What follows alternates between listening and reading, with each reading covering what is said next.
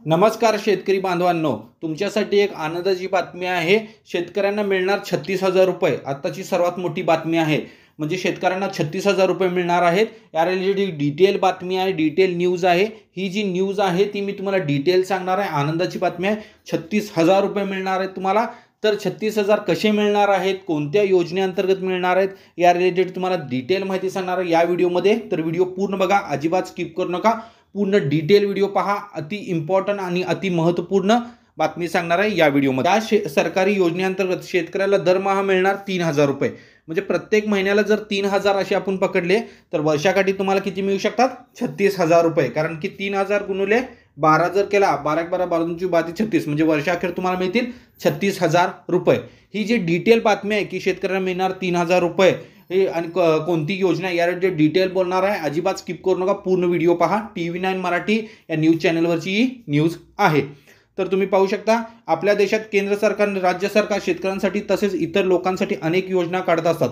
या योजनेचा लाभ मिळावा तसेच आर्थिक अडचण दूर व्हावी यासाठी सरकार अनेक उपाययोजना राबवल्या जातात।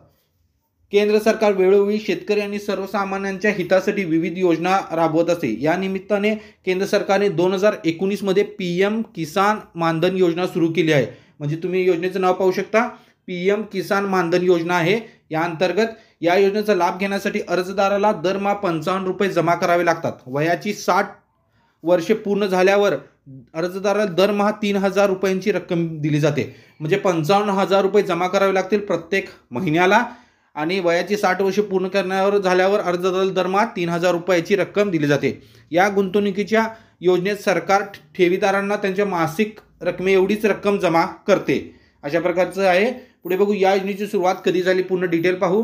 पंतप्रधान किसान मानधन ही योजना 12 सप्टेंबर 2019 रोजी सुरू करण्यात आली।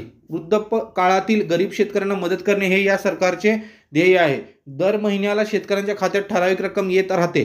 कोणताही लहान व अल्पभूधारक शेतकरी याचा लाभ घेऊ शकतो। या योजनेचा लाभ घेण्यासाठी दरमहा 55 रुपये जमा करावे लागतील। तर पैसे जमा केल्यानंतर सरकार त्यात 55 रुपये ही जमा करणार आहे। म्हणजे तुम्ही 55 रुपये आणि सरकार 55 रुपये, अशा प्रकारे तुमच्या खात्यात दरमहा 110 रुपये जमा होत असतात। कोणाला मिळणार आहे लाभ? ही जी योजना आहे त्याचा लाभ कोणाला मिळणार आहे? गाडी ड्रायव्हर, रिक्षा चालक, चांभार, शिंपी, मजूर, घरकाम करणारे कामगार, भट्टी कामगार वरील सर्व लोकांना या योजनेचा लाभ घेता येणार आहे। लाभार्थ्याच्या मृत्यूनंतर पैसे वाया जातील का? हे एक महत्त्वपूर्ण प्रश्न आहे। लाभार्थ्यांच्या मृत्यूनंतर पैसे वाया जात नाही। तर लाभार्थ्याचा मृत्यू झाल्यास त्याची पत्नी या योजनेत योगदान देऊन पेन्शनचा लाभ घेऊ शकते। लाभार्थीच्या पत्नीला ही योजना सुरू ठेवायची नसेल तर ती रक्कम व्याजासह तिला परत केली जाते। दर महिन्याला किती पैसे जमा करावे लागतील? जर तुमचे वय 18 वर्षे असेल तर तुम्हाला दरमहा 55 रुपये जमा करावे लागतील। 29 वर्षे वयोगटातील उमेदवारांना दरमहा 100 रुपये जमा करावे लागतील। जर तुमचे वय 40 वर्षे असेल तर तुम्हाला दरमहा 200 रुपये जमा करावे लागतील। म्हणजे वयोगटानुसार आहे की समजा तुमचे वय 18 वर्ष आहे तर 55 रुपये जमा करावे लागतील तुम्हाला। 29 वर्ष असेल तर 100 रुपये जमा करावे लागतील। आणि जर तुमचे वय जर 40 वर्ष असेल तर तुम्हाला दर महिन्याला 200 रुपये जमा करावे लागतील। टिप काय दिली त्यांनी? तुम्ही दर महिन्याला जेवढी रक्कम जमा कराल तेवढीच रक्कम सरकार तुमच्या पेन्शन खात्यात जमा करेल, हे लक्षात ठेवा। कोणती कागदपत्रे लागतील? आधार कार्ड, ओळखपत्र, बँक खाते पासबुक, पत्रव्यवहाराचा पत्ता, मोबाईल नंबर, पासपोर्ट आकाराचे छायाचित्र। योजनेसाठी जी पात्रता आहे ते पाहून घ्या। असंघटित क्षेत्रात काम करणारा कोणताही मजूर या योजनेचा लाभ घेण्यासाठी अर्ज करू शकतो। योजनेसाठी पात्रता काय आहे की असंघटित क्षेत्रात काम करणारा कोणताही मजूर जो आहे तो या योजनेचा लाभ घेण्यासाठी अर्ज करू शकतो। अर्जदाराची मासिक उत्पन्न जे आहे ते 15,000 रुपयापेक्षा जास्त नसावे, हे एक पात्रता आहे। अर्जदाराचे वय 18 ते 40 वयादरम्यान असावे। म्हणजे अर्जदाराचे वय 18 वयापासून 40 वर्षादरम्यान असावे। अर्जदार आयकरदाता किंवा करदाता नसावा। अर्जदाराला EPFO, NPS आणि ESIC अंतर्गत समाविष्ट केले जाऊ नये। मोबाईल नंबर, आधार क्रमांक आणि बचत खाते असणे बंधनकारक आहे। मानधन योजनेसाठी अर्ज कसा करायचा? ही जी योजना आहे या योजनेसाठी अर्ज कसा करायचा आहे? या योजनेचा लाभ घेण्यासाठी मानधन.in